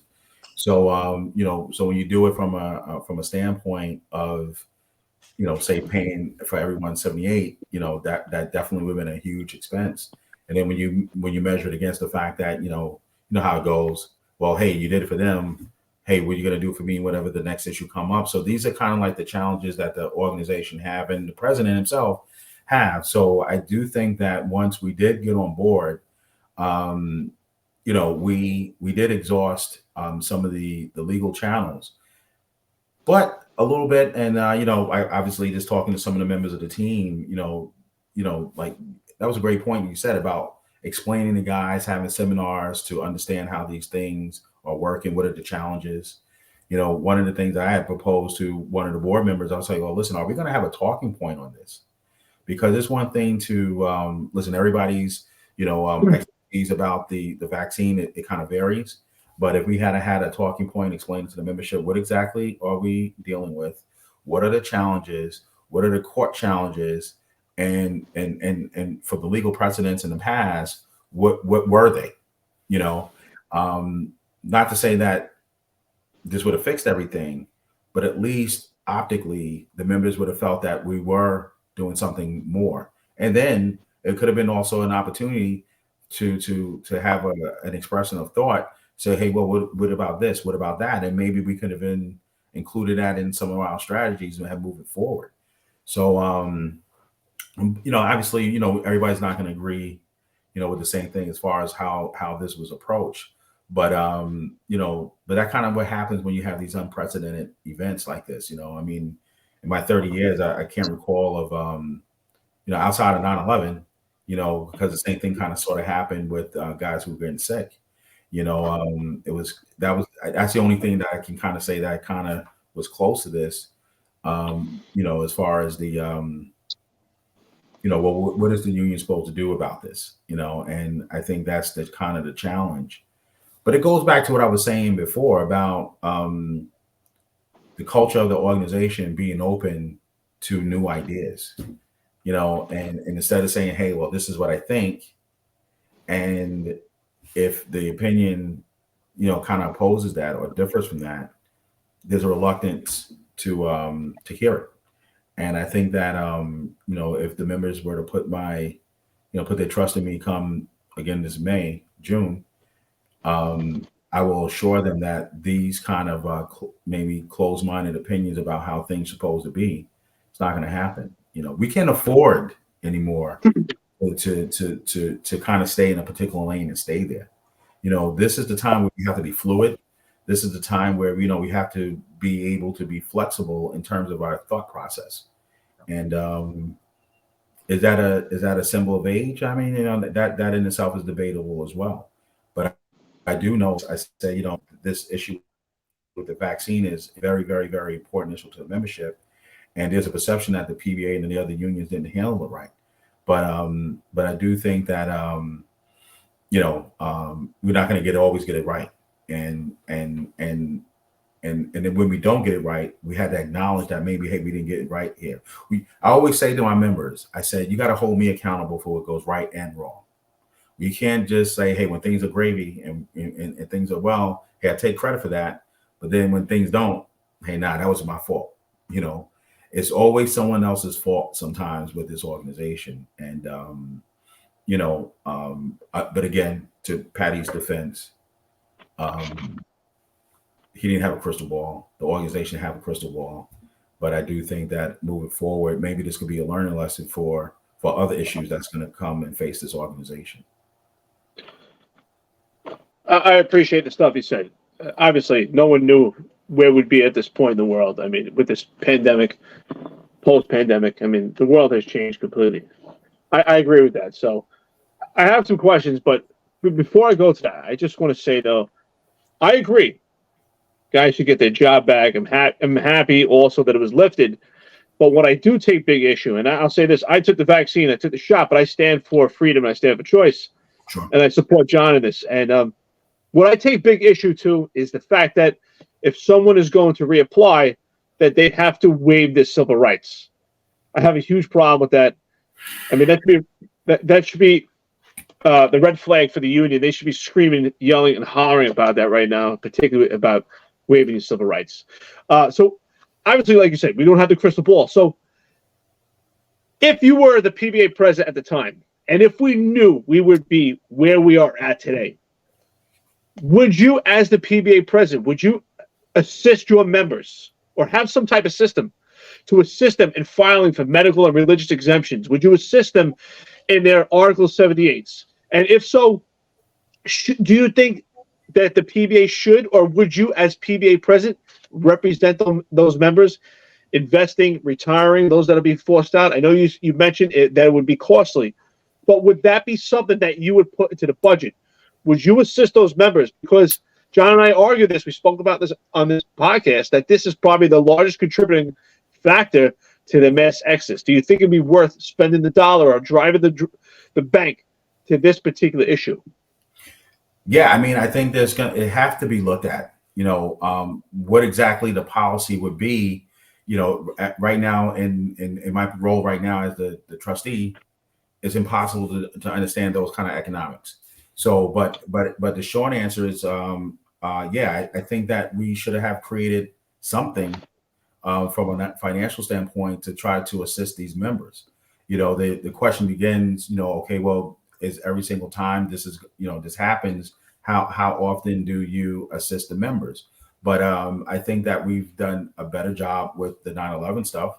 With some of the cases with 9/11, when guys were getting sick, it might have been a bigger pool of people who actually got sick. So I don't know. I can't tell you what was the costing of that versus what would be the costing of the vaccine issue. But I do think that there was some funds that might have been allocated, and maybe we can, start, maybe partnering up with some of these legal defense to try to see if you had a group kind of thing, whether or not that can offset the cost. Maybe some of these attorneys, and obviously this is just me kind of talking off just from off the cuff. There's not necessarily anything that's scientific. It's just nothing more than a thought. But these are the maybe the new angles in which, when we have these kind of cases, that we have to kind of explore all kind of opportunities and not necessarily say, well, hey, listen, there might be a situation where the cost may not have to be covered by the PBA. You might say, okay, who could do this pro bono? Because sometimes there's the mere fact that, a group of lawyers, can get together, they can minimize the costing from that standpoint, share files, and maybe we could facilitate those kind of aspects as to how you can keep the cost down. So if it's going to cost a member $10,000, but to do a case, and I just throw that number only because that was told to me today, but could there have been another way to get that from $10,000 to $6,000 or $7,000? This way would be a easier pill to swallow if you had to come up with that out of pocket. But, I'm not sure if we did that. I'm not even sure whether or not, the organization from the presidential standpoint felt that what we did already was enough. Obviously, the members don't feel that way, right? But again, in addition to what we have done, maybe we could, these are some of the aspects that we can do. So for example, and I'm kind of going back to the platform a little bit, but one of the things that I had was proposing that we had create some sort of system where we can assist members with childcare, right? And I was questioned by one of the trustees, well, how are we going to pay for that? So, well, listen, you know what? Just like they said, how did we get to the moon? And I don't want to be, so cliche-ish, but we had to have the will to do it. So it's not about how we're going to pay for it. We got to see, can we pay for it? If we look at these vendor contracts, if we see how we can cut costs there, maybe we might have to make an investment into that. I think DC 37 actually have a pool where the city actually make these contributions. Listen, we have a growing demographic of young women on the job right now who are single, not even single, just young women of childbearing age. When we came on the job, it wasn't that many, but now you have a growing pool. So, women are traditionally the caretakers of children. So to answer your question before, and please forgive me if I'm going off topic, but I'm just trying to go into a point that these are the kind of thought process that a modern union have to now start committing to offer services that we didn't necessarily offer in the past to the membership that's on the job now, and I think it can be done. So to answer your question in short, I think that there could have been some opportunities to help financially assist members who are, and listen, it's some of the things is a case by case scenario, so it's not, you can't blanket everything and say that everybody should be in a situation where they have their thing paid for. But I do think that there were some opportunities, whereas we can see whether or not there was, an opportunity to help guys financially with these very, very expensive court filings. Yeah, no, I appreciate that. Yeah, thank you. No, I appreciate Thank you, Corey. explaining that. And I agree. And one of the reasons why I started this podcast is I really felt that the men and women in the police department didn't have a voice. And so just a message to you, Pat Lynch, somebody else runs against you, whoever it is, whoever's in leadership, I really felt like, and I spoke to a lot of people in all different ranks, that the unions didn't do enough as far as with things that didn't cost money, like as far as using their pulpit, as far as the, you have a huge social media following. You guys have a huge social media presence. One of the things I did during COVID was I would highlight an officer and I would take like, oh, hey, look, this guy saved a baby. This guy pulled somebody from the train. This guy saved someone, and he was fired. And that was one thing I think going forward that I think the men and women in all of the New York City department would appreciate. So I don't really, and that's just a point of note. And I just, you were talking about exploring new ideas, and I just wanted to throw that out there. Sure. I appreciate that. We have the most complained cop, number one on 50A here. So Eric, you could ask Corey. All the discipline's a huge issue. So Yeah, why not? Absolutely.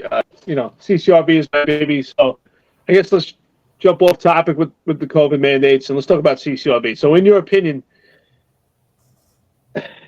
CCRB investigation CCRB itself, them investigating allegations, do you think they're doing it properly? And do you think they're acting appropriately? Absolutely not. I was talking to, I don't want to say crazy, but I was talking to a state assembly person the other day, and her positions are, and she's one of these, democratic socialists, anarchists, I don't know what the hell you call them. And she said something that was disturbing to me. She said that, we don't need police, right? And I'm like, and it seemed like it's going a little off track a little bit. I was like, and it's a black female. So I was like, where the hell do you live where you say you don't need the police? And she lived in Ebbets Field, the housing building in the 7-1. And I said, I'm very familiar with that building. And I said, listen, that building needs the police more than anyone else. But I think that with this whole reform program, because let's face it, the CCRB, whether CCRB or the new disciplinary matrix, kind of fall under that umbrella, right? That category. And the reality is this: we went so far left that the policymakers and the people that create legislation in the city created an unintended consequence of hurting the people that they was actually trying to protect. Black and brown and poor people need the police more than anyone in this city. And that I will say that to any politician or any community leader that I have a conversation for. Black people need the police.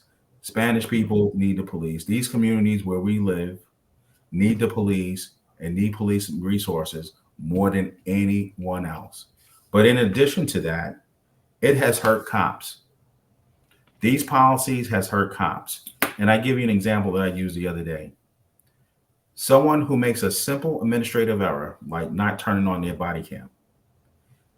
Mathematically, when you look at the costing and vacation days that it can cost them, will be worth more or can be valued more than someone that goes out and commits a robbery and takes someone's cell phone. That is nuts. That is. That's right. If I can curse on this show, I would say that. That is nuts. Oh, you can. Yeah. I heard a podcast. Corey, I really don't. Corey, I thought you listened to the podcast because the other day I was counting it. I was up to like 15. Yeah, but in all seriousness, it's ludicrous when you have a situation where cops are afraid to do their job, right? Or feel that they're gonna get. Cops are more afraid of the job than they are of bad guys in the streets. And when you have that dynamic, who suffers the most when cops are not doing their job? It's the people in these communities. Listen, let's face it. the billionaire on Park Avenue or wherever they live in the city, they don't need police, right? But the person on Livonia and Rockaway, they need the police. On Fordham Road, they need the police. On Jamaica Avenue, we need the police. So when you have bad policy that's created, these people are the ones that get hurt the most. But in addition to that, you have cops who go out there and do their job every single day, putting their lives on the line every single day. And to tell me that you think that is okay for someone to get 5 vacation days because they forgot to turn on their camera. And we're not even talking about the person that deliberately didn't shut off their camera. We're talking about an accident. But you know, policy, they broad base. You go to this point, you go down, then you go across. Okay, it's this amount of days. I had a member of my command in one of the commands in transit, 80 vacation days. 80 vacation days. Now it's not, you know, fully over. They may reduce the penalty, whatever, hopefully. But what are they going to reduce the penalty to if he got an 80-day hit? What is the value? I can't even tell you what the value is on an 80 vacation days. But I can tell you one thing, it's going to be worth more than someone that probably shoots somebody. If someone probably shoots someone, their case is probably not going to be what 80 vacation days is valued at. But here's the interesting thing. When you start having conversations with some of the people who are, like, say, just kind of like have a perception about what reform is really about, and you start explaining to them these things, the first thing they say is, wow, I didn't know. But then you say to yourself, well, how do you not know? Well, I surmise that, you know what, the PBA and the current president wasn't at the table to have us sit down or be part of these conversations on how you discuss it. And that's one of the biggest things that I've been complaining about over the last few years. Pat Lynch is no longer in a situation. We lost our political will. The PBA has lost our political will to affect that kind of policy here in New York City, and everybody is suffering from it. So I think that again, and I believe this wholeheartedly, that when elected, I'll be able to facilitate these conversations again. Do I think I'm going to solve any one problem? I'm not going to BS you and say that, because I'll be lying to you. But in terms of creating these opportunities, I think I'll be able to create these opportunities where, whether it's me with the mayor or anyone else in the city, you know, I've taken pride over the last 11 years, and even when I was on patrol, that you know, I've been able to, you know, be able to build bridges. And I think right now that has been sorely lacking within the organization right now. How do we tear down this wall between the PBA and the people that make policy in the city? Listen, there's all kind of sides to blame, and accountability have to be spread around. But the goal of this organization, if we are able to, for example, with Tier 3, if we're going to make any attempt to restore some of these benefits that require state legislation, we have to be able to start building bridges with these people that are in power. Because let's face it, we don't really have too many friends in Albany and in the local level. You know, and you don't even have to believe me. Look at the last election. Look how many people wanted the PBA endorsement in the 5 boroughs. You know, the mayor didn't. And the people that did get it, they wasn't really in position to win. So these are some of the strategies, and these are some of the commitments that the organization have to make moving forward. Are we going to start addressing these cops' problems, and especially and particularly with the Tier 3? And I'm going to be advocate. Someone said told me the other day, "Oh, you're trying to divide the department between Tier 2 and Tier 3." Well, what is there to divide when almost 90% of the PBA is Tier 3? How are you going to divide that when everybody here is Tier 3? And I can tell you right now, when this contract gets settled, there's going to be a little bit of, it's probably, I should say, going to be an exodus, right? So that percentage is going to increase. All new hires that come on this job is going to be Tier 3. They're not going Tier 2. So what am I dividing? I'm not dividing anything. It's a reality. If you have 90% of the people are Tier 3, you can't divide it. There's nothing to divide, you know? And I think even to think that Tier 2 guys are in position to realize that, well, say, hey, listen, I'm good. in terms of some of the benefits, in terms of pension benefits, I should say. Obviously we got to try to protect what we have. We try to enhance it. But some of those benefits is different when you are able to achieve things in the collective bargaining process or even the PER process versus when things have to be done specifically and only with state legislation. That means we have to develop relationships. The person who's a city council or whatever the legislative entity is in Rockland County or in Orange County really don't necessarily have a vested interest in what's going on in the city. They have their own concerns. So it's one thing to say, hey, we can network with these people who are cop friendly up there. But the power base and the structure in Albany is the 5 boroughs. That's a reality. That's not something that's not some science, secret science. The power base lies in the 5 boroughs, and we have to find a way to start networking with these people, so this way we can get our agenda across. I love it, man. And just another side note I want for you. Me and Erica started attending the CCRB hearings. I really think you guys should sit in and listen. It's pretty interesting. It's pretty interesting. The monthly CCRB meeting was open to the public. There was zero representation from the department there. And again, I don't think that you're changing anybody's minds or anything like that, but it would be good to have some police there actually talking, some police representation talking. So if you guys get a chance, definitely check that out. Eric, you got anything else with the discipline? No, I mean, that's great. I was definitely going to mention that. Yeah. Well, with discipline, before we talk about that with the CCRB, I mean, do you feel that the PBA is representing members effectively with these CCRBs? Because it's been my argument when you're the subject of a CCRB. I mean, in the past, it maybe did it way too much, but as of 2018 going forward, as the legislation changed, it got more power, more authority, more funding.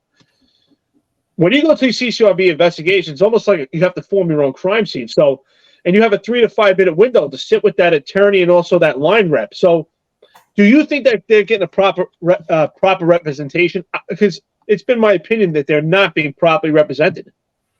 Right. I mean, listen. I mean, obviously, there's a perception and there's a reality, and then there's the notion that things are just going to be always stacked against you, and when things are stacked against you, there's always going to be that kind of leverage that you're just not going to have, right? So again, it's about some of the policy. So I think that when you start trying to address, well, for starters, yeah, I think that the lawyers with the PBA, listen, everyone has an opinion, right? So, let's make that very clear. But I think in general, the lawyers has done a good job in terms of dealing with the women and men on this job as a whole. But I do think that the challenge with CCRB and some of these other kind of disciplinary processes is the fact that the policy is just horrible, and I think that it's coming from the space of, these people have this kind of romantic idea of how cops should be. I was a victim a number of years ago, back in probably the 2000s, I guess, where I was accused of something and I was found guilty. And, the person that was doing the investigation probably was from like Iowa or something. I had no idea what it's like to be a cop in the city. I have no idea some of the social dynamics that exist in some of these communities versus where they live. So, when they see something that at first glance seem like is wrong or crazy, the reality is, if you did a proper investigation, you realize that the cop, whoever he or she is, didn't do anything improper. But then the issue is, well, if someone is found guilty, or the penalties.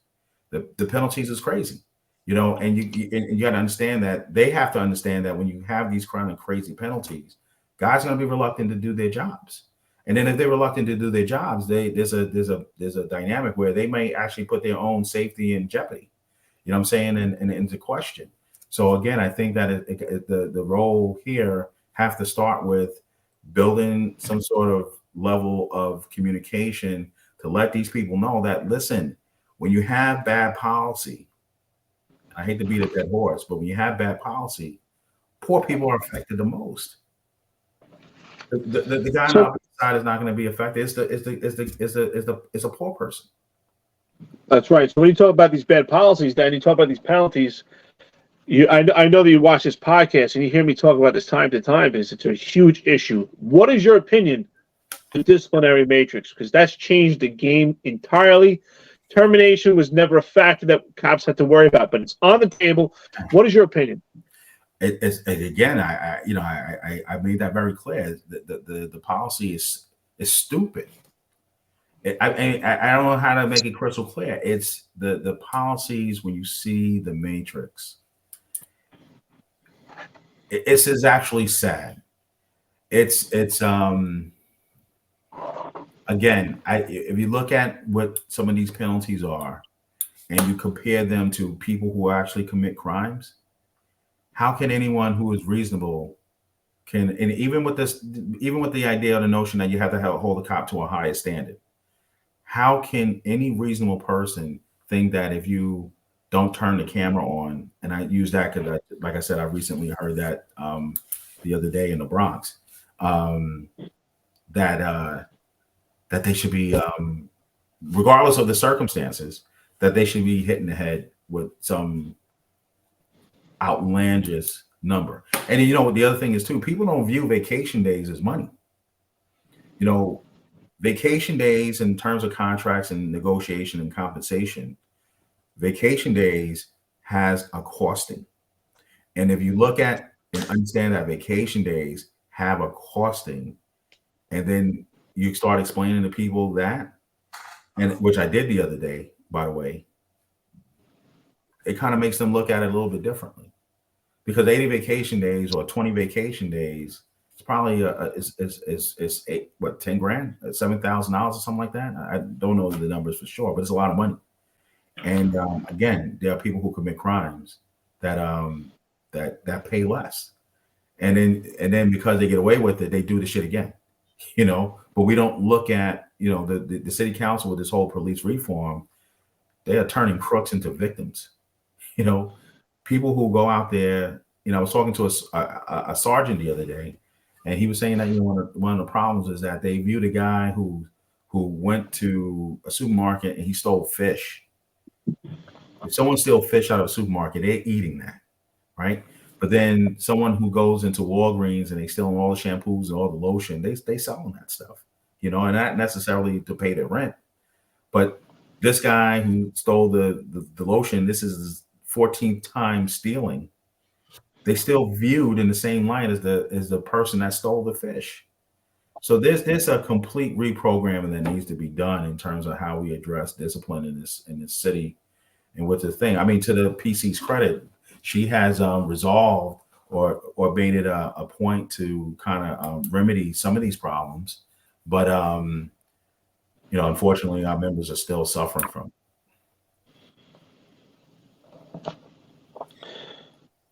John, you want to speak on it? Because I could speak on that all day. I don't want to, you know, I know. Yeah. I mean, yeah, I was gonna let you go. You could finish off with the Matrix. Yep. I mean, I don't want to keep Corey all night. We're going on. Yeah, I don't want to keep it all night, but I appreciate you saying it. I did give her some kudos, and I was positive, and I did show some appreciation by Twitter and some gratitude that the ideologies that she would look into what's going on with the Matrix.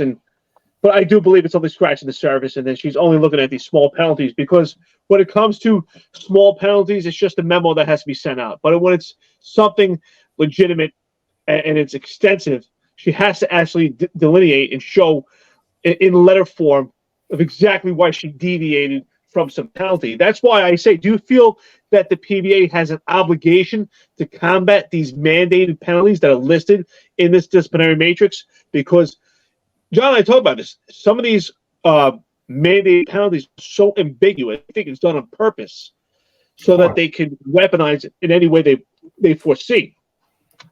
It was designed that way, in my opinion. You know, they you know, there was I think she was a state assembly person on the Upper West Side. She was trying to come up with a bill. You know, obviously you can argue whether or not you know, how silent we've been on these issues. And, you know, some of the other challenges is like when the PBA does say, for example, do take action on something, you don't know about it. You know what I'm saying? So you're sometimes left in the dark as to, you know, what exactly we are doing when we're doing it. So sometimes it's unfair to comment on something when you just don't know the answer to it, just from a pragmatic standpoint of, well, listen, these things aren't really known. But to your point, yeah, the disciplinary matrix is, I think we're just beginning to some of the ramifications, like when you have a new policy and it's bad, sometimes the ramifications and the problems with it don't reveal itself in the short order. It's 5 years down the road. So, like, for example, when they came up with the reform, the first year or so, you didn't really see the problems with it. But 4 years later, 5 years later, that length of time, whatever it is, now you're seeing the rise in the shootings, right? You're seeing young kids and the gang violence and all these things. They starting to all the things that when we came on the job back in the 90s, these things are starting to grow again. The homelessness, for example. I'm in transit. Homeless has always been an issue in the whole, as you guys topside like to call it. But I haven't seen the homeless problem this bad in 20 years. You know what I'm saying? And this is as a result of legislators and policymakers coming up with these policies. They have this romantic idea, like I said before, on how things supposed to be, but then the practical implementation of these laws. How are you going to have, for example, with the homeless, talking about the homeless for a second, right?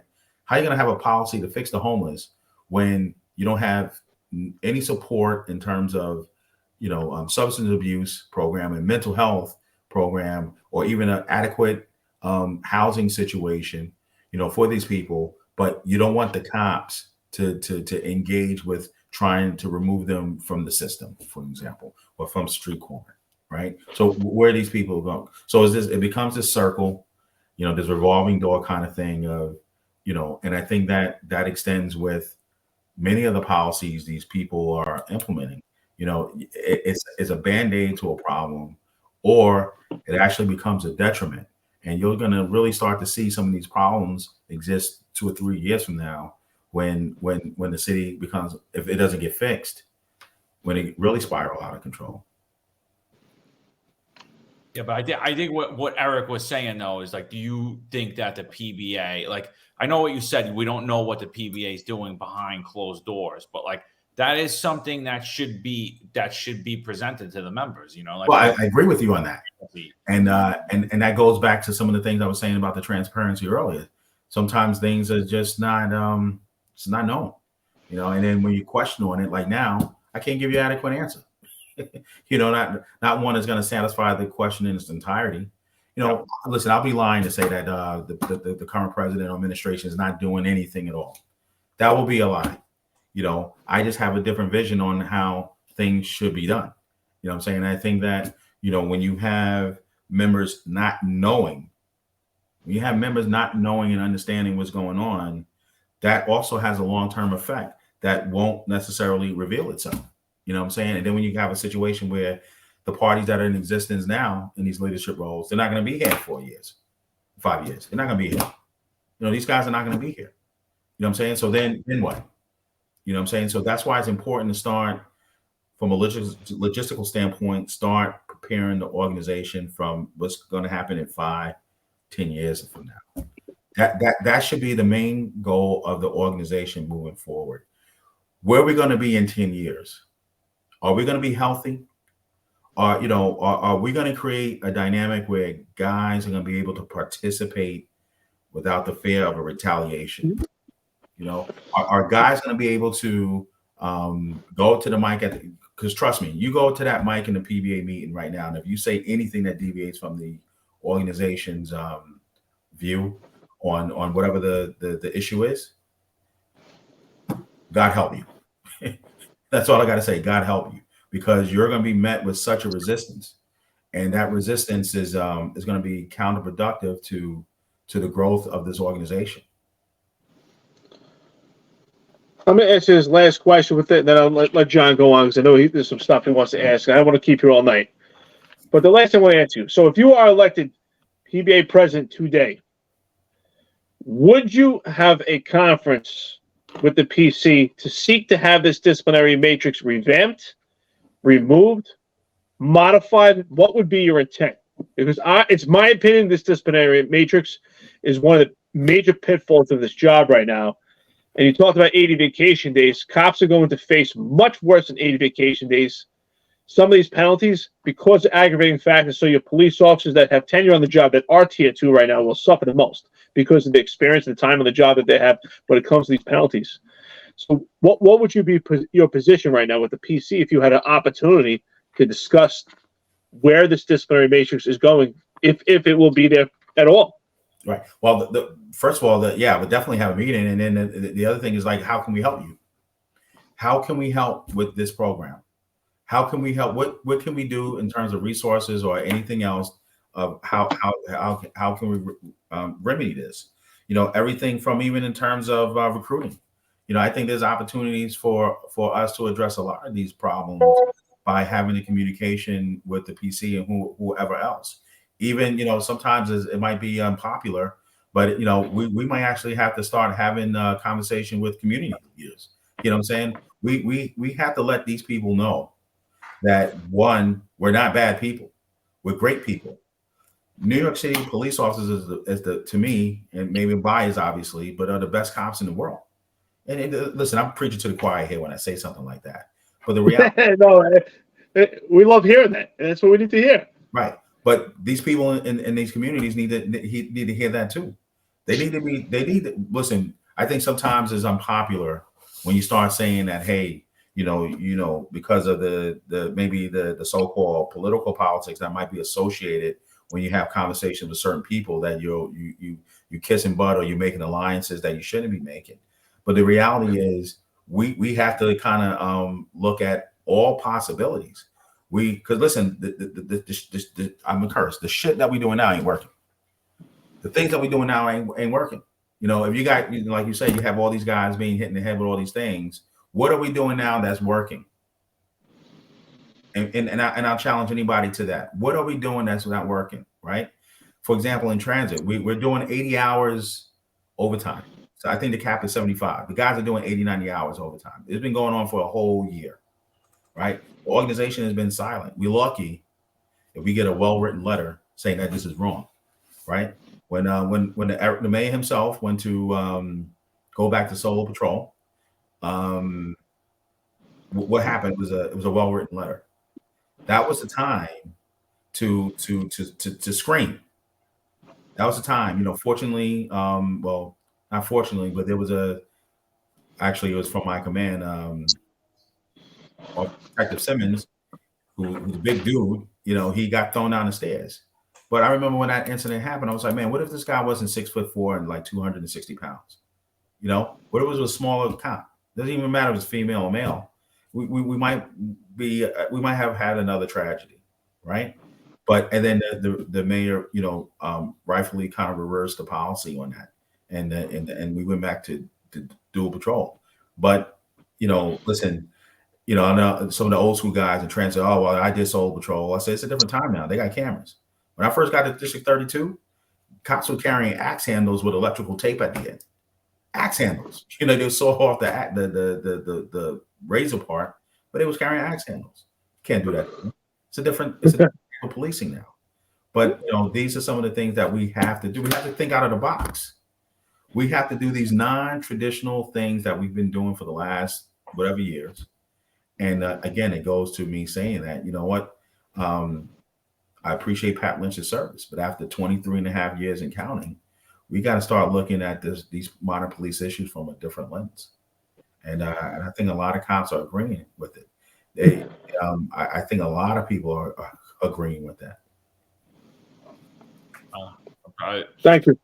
Yeah, thank you. No, and really, and I want to thank you for coming on. I want to thank you for taking 2 hours to sit down with us. Me and Eric get demonized a lot. Not a lot of people will come down here and sit with us. They're worried where we're going to go, how we're going to attack. We're not that. We would never do that to anyone. So I give you a lot of credit for coming on the show. Right. I really do. I give you a lot of credit. It's. You talking transparency. That's the problem. You've been very transparent. You sat with us for over 2 hours. It's been that long? Wow, I didn't realize it that long. Yeah. Wow, You okay. sound us Maybe forward. we're interesting. I mean, listen, we could probably do another 10 hours on issues that the police department's facing today, right? But I think that you laid out your platform for us. But we definitely want to give you an opportunity. Like, could you tell the men and women of the New York City Police Department of the PBA, why should Corey Gable be elected the PBA president? Well, again, in closing, I definitely want to take the opportunity to thank you, gentlemen, for even allowing me on the show. I had some people advise me, don't go to the show too. You don't know. You get sandbagged. I've been at different events where they told me one thing, and the next thing it turned into something else. And but I knew that this was going to be an opportunity for myself, and especially given like what happened on Tuesday. Your podcast is growing. I would love to see where you guys are in a couple of years from now. You're probably going to be on Sirius Radio or one of those kind of shows, and hopefully that happens. But seriously, why I think cops should vote for me. Listen, I have a vision that's much bigger than myself. I have 30 years on the job. I've made some, personal, decisions, financially, where I don't have to be here. But every time I thought about leaving, there was always something, you could call it spiritually that made me do here. But I do think that we're in a pivotal time right now. This union is facing, we have to be in position where we have to modernize this organization. We have to start preparing the next generation of officers to take over this thing. It starts with transparency and understanding how this PBA process actually works. Again, and I'll say for the third time today, I appreciate past Lynch service, but I think right now he's hurting us. I think that the people in the city, and to be quite frank, some of the officers just feel that after 23 years, sometimes you lose something. We need to inject a new blood, a new energy into this thing. And it starts with younger guys and younger women on this job, starting to look at the PBA as a career choice to make things better. I want to make things better for New York City police officers. I can go through a platform and go into saying all my talking points is on my website, but I want to kind of speak from the heart here. I know I can do the job. I'm intelligent enough to do it. Everything I've got through this PBA, I've earned. I was talking to John earlier. I come from a family. I come from a Christian family.